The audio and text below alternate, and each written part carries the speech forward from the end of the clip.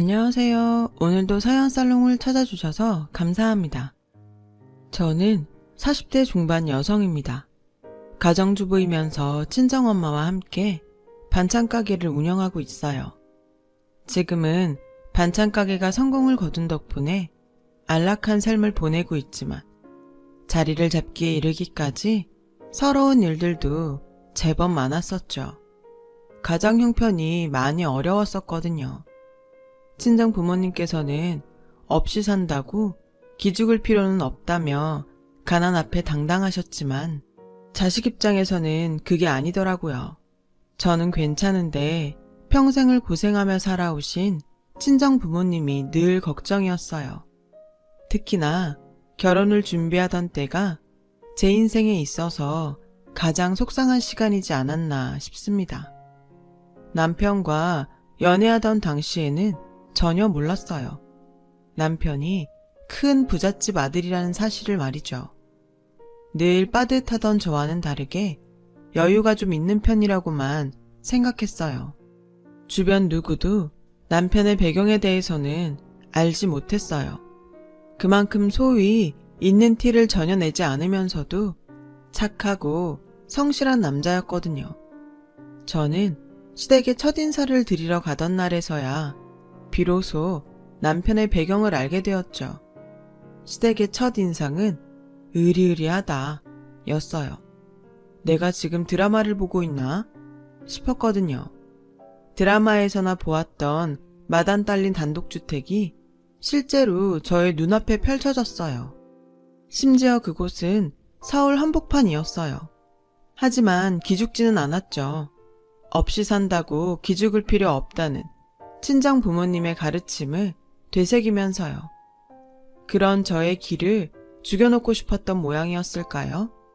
아니면 양가의 격차로 인해서 결혼 자체를 반대하고 싶었던 모양이었을까요?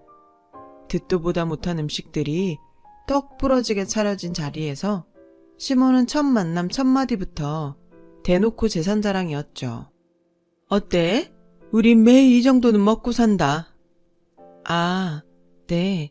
이렇게 맞아주셔서 감사합니다. 반응이 왜 그래? 안 놀라니? 네. 다들 처음 보는 음식들인데요. 저도 맛있는 음식 많이 먹고 자랐어요. 친정엄마 음식 솜씨가 아주 일품이시거든요. 놀랄 일이 음식이 전부가 아닐 텐데. 네, 알고 있습니다. 걱정하시는 거죠? 양가의 차이가 너무 심해서요. 그나마 멍청하지는 않은 것 같아 다행이네. 남편이 지금 뭐 하자는 거냐며 시모에게 반발했지만 시모는 자기 할 말만 이어갔어요. 우리 재산이 현물, 부동산 합쳐서 한 80억 조금 넘나? 말이 80억이 조금 넘는다는 수준이지. 너무 많아서 뭐가 얼마나 되는지 잘 가늠도 안 돼. 현금 이자만 해도 감당이 안 될 정도다. 그렇군요. 노후는 든든하시겠어요, 어머님. 어머님은 아직 이르지 싶다만. 네? 우리 정도 배경에 나처럼 너그러운 시어머니? 그런 거 없다 얘. 고마운 줄 알고 시키면 시키는 대로 해. 그때 남편이 화를 벌컥 내며 저의 손을 붙잡고 일어서더군요. 원래 눈치가 빨랐던 남편이 제 자존심의 스크래치가 막 차려는 순간을 눈치챈 모양이었어요. 진짜로 그랬어요. 이런 업신여긴까지 받아가며 결혼을 해야 하나 싶은 찰나였거든요. 네 말대로 양가 차이가 너무 심하잖니. 그래도 걱정은 말려무나. 나 그렇게 꽉 막힌 노인네 아니에요. 너희 쪽에서 30평짜리 아파트 정도 해오면 결혼까지는 허락해줄 생각이란다. 결혼까지는 이라니요? 지금 무슨 말씀을... 요즘 결혼이 어디 공짜라든? 우리 정도 되는 집안에 며느리로 들어와 시댁떡이나 보면서 살려면 30평 아파트 정도는 해와야지. 이거 아주 정말 최소한이다. 남편은 내심 속상해 있는 저를 집에 데려다주며 시모 대신 연거푸 사과를 했어요. 그러면서 자신의 가족 이야기를 들려주었어요. 남편이 어릴 적까지만 해도 시댁은 찢어지게 가난했다더군요. 그러던 중 시아버님이 개발한 기술 특허가 대박이 나면서 지금의 큰 부를 이루었다고 하네요. 하지만 시아버님께서는 큰 돈을 벌어놓고도 제대로 누리지도 못하신 채로 임종을 맞으셨대요. 지독한 가난으로 인해 얻었던 지병이 화근이었습니다. 문제는 시아버님께서 세상을 떠난 뒤로 시모가 변했다는 거죠. 가난했던 과거를 지우기라도 하려는 듯 몹쓸 졸부티 팍팍 내는 모습으로요. 저는 그제야 평소 검소하고 성실한 남편과는 정반대되는 시모의 행동을 이해했어요. 저를 향한 무례를 이해하고 용서했다기보다는 그래서 그런 행동을 하는구나 하는 이해였죠. 결혼에 대한 걱정은 여전했어요. 양가의 차이는 사람 하기에 따라 극복 가능하다고 생각했지만 아무리 고민을 해봐도 시모될 자리가 무척이나 막막하더라고요. 현실적인 고민이었죠. 그 고민을 남편이 대번에 날려주었습니다. 엄마 얘기 신경 쓰지 마. 우리가 하는 결혼이지 엄마랑 하는 결혼 아니잖아. 나도 그러고 싶어. 나는 괜찮고. 근데 시어머니가 우리 친정부모님 앞에서도 거드름을 피우지는 않을까 싶어서. 그러면 우리 친정부모님이 상처받지는 않을까 싶어서. 그게 걱정이 되는 거지. 본가 도움 안 받고 우리끼리 잘 살면 돼. 그게 말처럼 쉽냐고. 당신 낳아준 어머니인데. 행복하게 잘 사는 모습 보면 엄마도 바뀌겠지. 안 바뀌면? 그래도 걱정하지 마. 내가 당신 끝까지 지켜줄게. 그렇게 저와 남편은 결혼 준비를 이어갔어요. 물론 시댁에서는 돈 한 푼 받지 않았죠. 저희 부부가 사회생활을 하며 알뜰살뜰 모아둔 돈과 친정 부모님께서 대출까지 받아가며 어렵게 마련한 오래된 빌라에 신혼집을 차렸고요. 친정 부모님의 대출은 저희 부부가 갚아드릴 예정이었죠. 시모는 어땠냐고요? 당연히 결혼을 한사코 반대했죠. 그럼에도 저희 부부는 굴하지 않았어요. 서로를 너무 사랑했으니까요. 결혼 후 한동안 시모의 방문이 이어졌어요. 신혼살림 하나하나 트집을 잡아대는데 없던 전까지 만들어서 떨어질 지경이었죠. 거지 같은 빌라에 산다면서 이래서 없이 산 것들은 체면이고 뭐고 모른다. 따위의 말들을 입에 올려댔고 곧 80억이 800억으로 늘어날 거라는 호언장담을 하면서 저더러 반찬 가게니 뭐니 다 때려치우고 친정 식구들과 함께 시댁에 들어와 허드렛 일이나 하며 죽은 듯 지내라더군요. 그러면 가정부에 운전기사 월급까지 더해서 쳐주겠다나 어쩐다나. 폐악질도 이런 폐악질이 또 있을까 싶더라고요. 도무지 참을 수 없던 저희 부부는 시모를 내쫓았어요. 다시는 안 볼 생각으로요. 시모도 냉정하게 돌아서더라고요. 그런데 자기야, 시어머니 소식 들었어? 아니 왜? 엄마가 또 무슨 짓 했어? 우리 집에는 우리 못마땅해서라도 안 올 거고 혹시 장인 장모님께 무슨 실수라도? 그런 건 아니고 그쪽 동네 사람들이 그러더라. 시어머니가 무슨 큰 투자를 시작했다고. 냅둬. 자식이고 나발이고 돈 맛에 아들 망신이나 주는 사람 이제 나도 신경 안 써. 다단계 같던데. 뭐? 다단계? 엄마라지만 질린다 진짜. 돈 무서운 줄 모르고 아주? 암튼 걱정하지 마. 걱정은 안 해. 그냥 이 얘기가 꼭 해주고 싶어서. 뭘? 나 자기 사랑해. 혹시 시어머니가 다단계로 크게 잘못되어도 난 당신 사랑할 거고 시댁 돈 보고 결혼한 거 절대 아니니까 아무 걱정하지 마. 난 무조건 당신 편이야. 진심이었어요. 시댁의 재력을 알게 된 그 순간에 결심했거든요. 시댁의 돈, 유산, 욕심내지 말자. 남편과 사랑해서 결혼할 뿐 어긋난 욕심 따위는 내 결혼에 없다. 남편도 마찬가지였어요. 저희 부부는 그 다짐을 지키기 위해 참 성실하고 정직하게 억척같이 살았어요. 저는 친정엄마와 운영하던 작은 반찬 가게에 최선을 다했고 남편은 직장에서 잦은 야근까지 해가면서 열심이었죠. 덕분에 저와 친정엄마의 반찬 가게와 남편의 직장 생활이 술술 풀려나가기 시작했죠.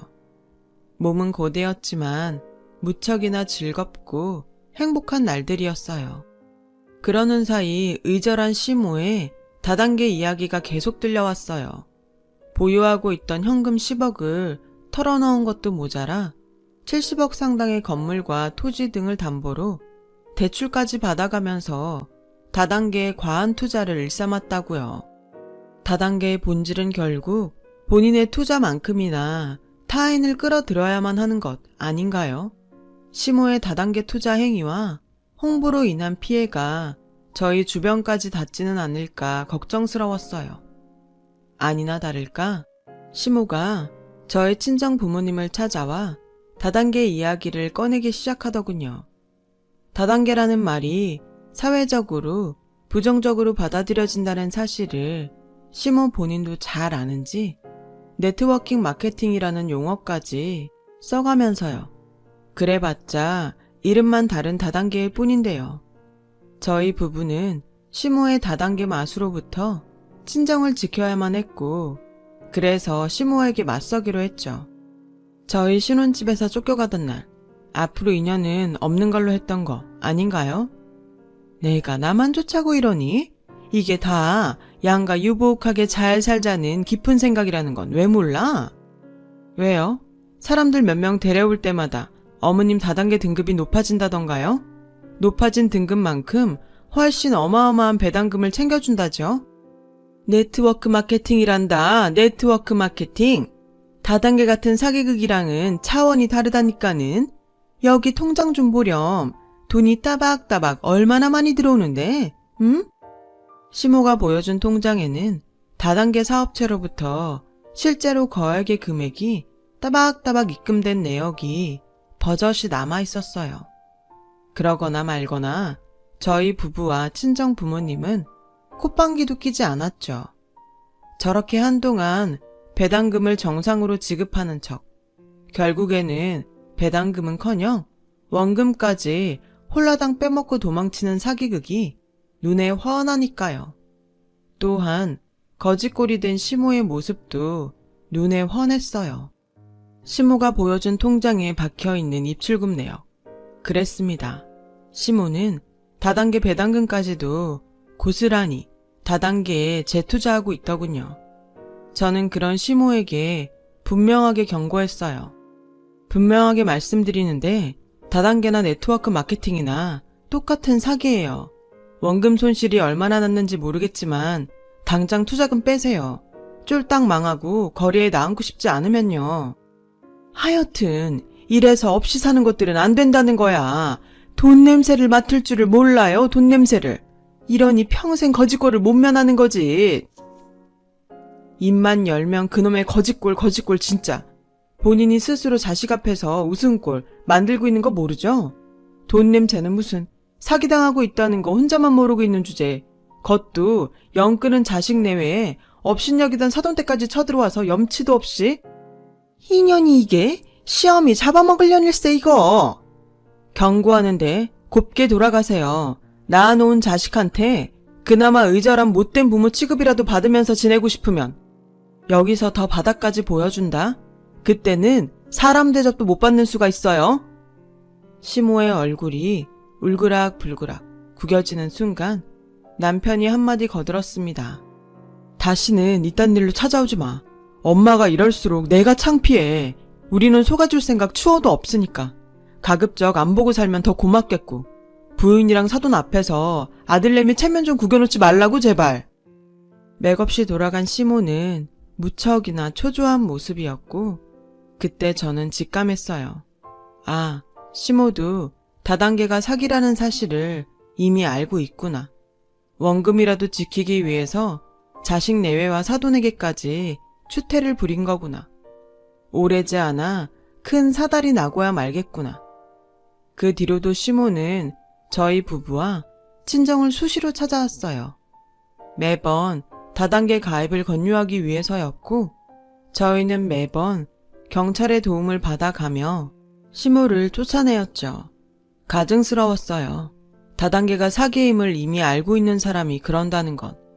자식이고 사돈이고 다단계 수렁에 빠져 삶이 망하거나 말거나 본인만 잘 먹고 잘 살면 된다는 거잖아요.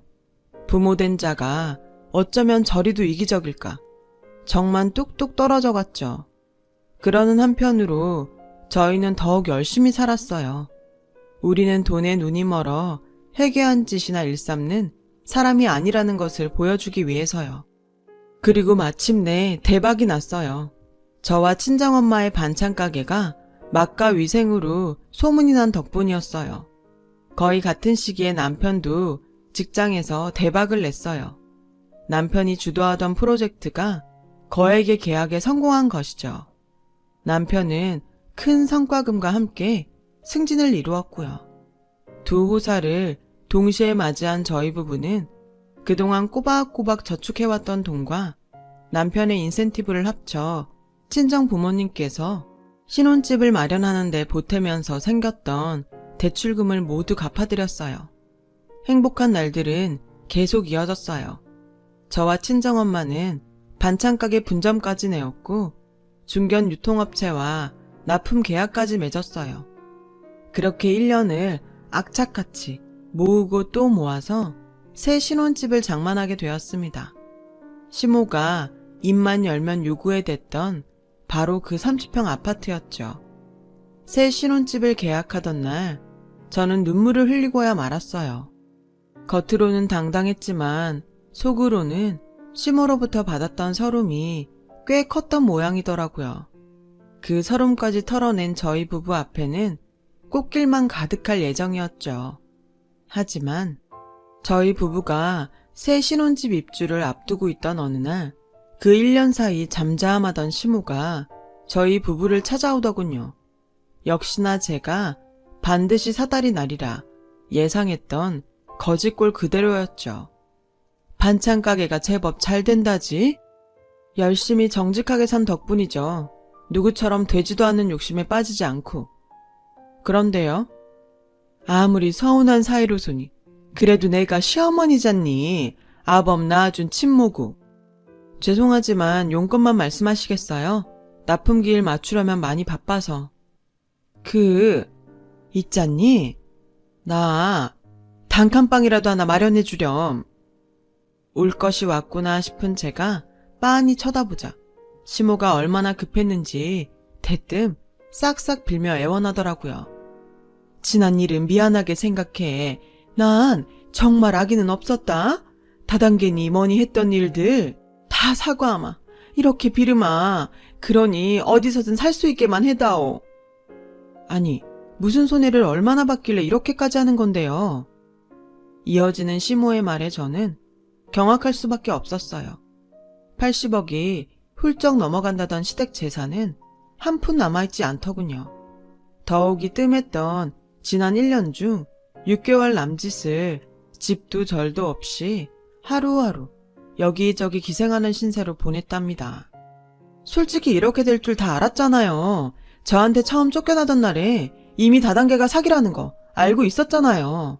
아니에요? 그때는 어떻게든 될 줄 알았지. 사람들 많이 모아서 블루 다이아몬드 등급까지만 올라가면 800억쯤 우습게 벌 줄 알았어.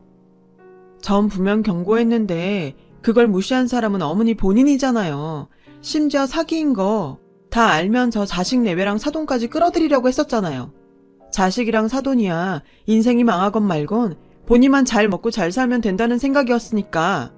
그래놓고 단칸방을 바래요? 아니, 얼마나 더 추악한 모습까지 보여주려고요. 사람이면 제발 사람답게 염치 좀 있어 봅시다, 제발. 그래서 이렇게 싹싹 빌잖니, 응? 어떻게 하면 원망이 좀 풀리겠니? 사과는 본인 아들한테 하세요. 어머니한테 제일 크게 실망한 사람은 내가 아니라 본인 핏줄이니까. 시모를 그렇게 돌려보냈지만 솔직히 속은 편하지 않았어요. 저야 시모가 당연히 밉죠. 꼴도 보기 싫죠. 세상 어느 며느리가 친정 부모님을 업신여긴 것도 모자라 지 살자고 사기극에까지 끌어들이려 했던 시모를 쉽게 용서하겠냐고요. 하지만 남편이 속상해하고 있었어요. 평소 입에도 대지 않던 소주잔까지 제가 잠든 사이에 몰래 기울여 가면서요. 남편 또한 시모가 밉기는 마찬가지였어요. 다만 일찍 돌아가신 아버님을 뵐 면목이 없는 눈치더군요. 고생만 하다가 부를 제대로 누려보지도 못한 그 채로 돌아가신 아버지가 참 불쌍하다. 아버지가 살아계셨다면 이렇게 될 일은 없었을 텐데.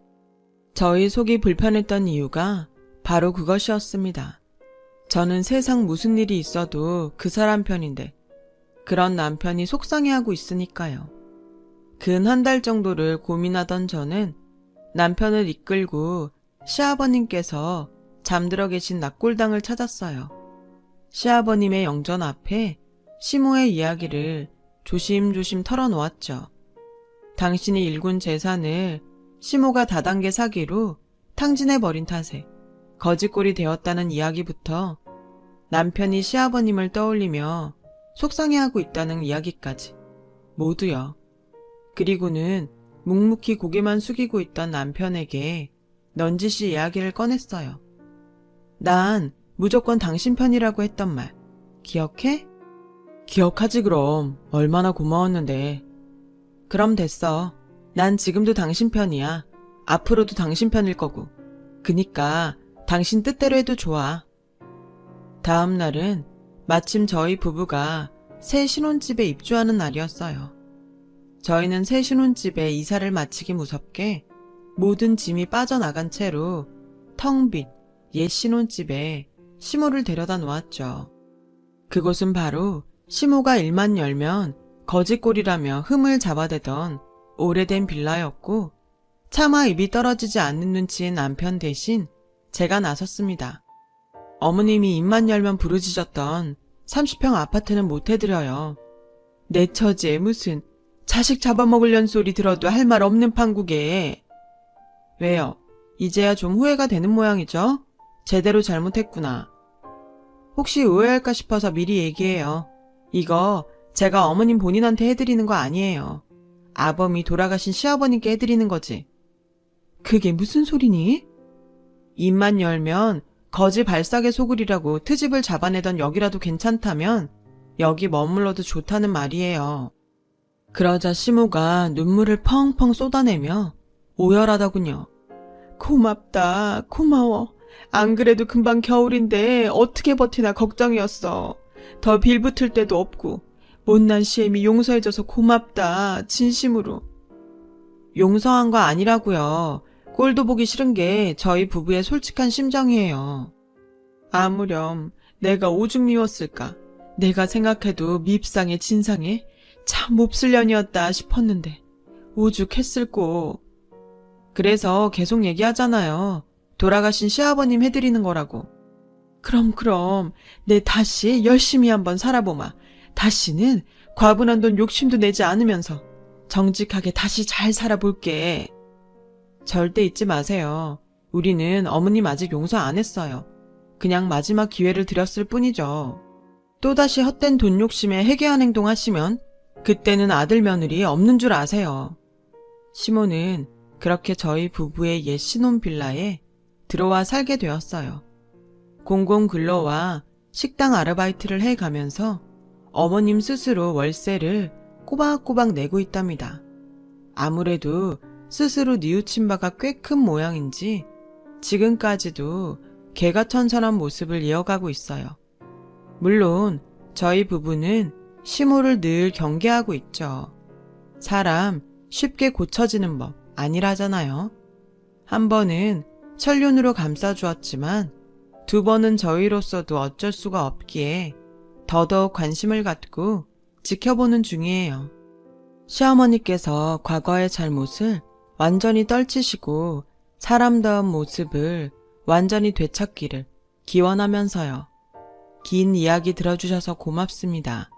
하루하루 열심히 여러분의 삶을 사는 자신에게 오늘은 더 칭찬을 많이 해주시는 건 어떨까요? 나 참 잘 살아왔다. 참 잘했다. 이렇게요. 여러분, 사연 댓글에 응원과 현명한 조언 부탁드려요. 좋아요와 구독은 저에게 큰 힘이 됩니다. 오늘도 좋은 일 가득하세요.